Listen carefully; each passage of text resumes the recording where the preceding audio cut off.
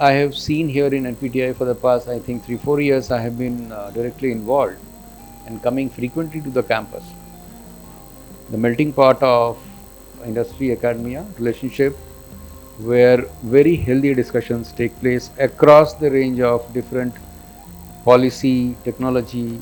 You talk about energy transition, which is maybe one of my subjects where I'm trying to work, distribution, and prior to this, generation also, renewable generation. So capacity building is a continuous process, we all know. There are different subjects and these subjects will keep on revising. So the way we know energy transition today might not be the same way we know energy transition maybe in next 10 years. And the rate of change is very, very rapid. So to keep pace with this rapid change, what is unfolding around us, we the practitioners have to be in sync with the academics who are the researchers, who are trying to experiment new ways. Some small steps we have been able to take along with NPTI, what Madam was advocating. And there are many more such collaborations and such partnership opportunities on the anvil. For example, digital grid. So we are now moving towards more technology-led innovation in the distribution sector.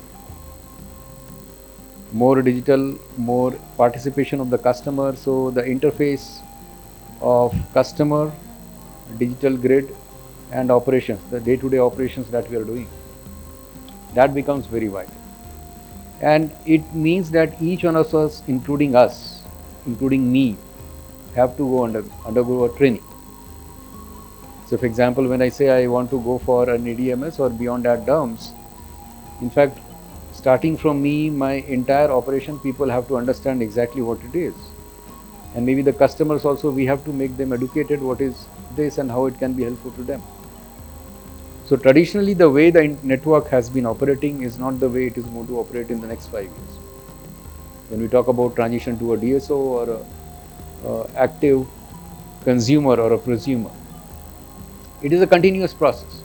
In the same organization, the trajectory of change, the learning curve is different for different people, different sets of people. And therefore, it won't be a mistake to say that learning is continuous for each and every one of us. So I won't name some of the programs which has already been talked about, but yes, some of the revolutionary things happening today, the DISCOMs to play a leading role in energy equity and energy sustainable development of the energy at a security level, energy security as well, energy trilemma basically, where one of the flagship programs talked about PM Surya Ghar Yojana, and then similar other initiatives maybe which I anticipate in terms of demand response or energy efficiency at a pan-India level going to unfold, where a lot of training is expected, requirement is there, and deployment needs would be there. So I'll wind up saying that this is a platform for knowledge exchange. NPTI is a platform for knowledge exchange. Maybe while it is also a brick and mortar platform, we are also developing into more of center of excellence concept, and maybe more of online, like learning management system certification programs. Like for example, in my previous organizations, we used to have those learning programs which are mandatory, even for the CEOs or the partners basically. And that is a continuous learning and development program. So similarly here as well.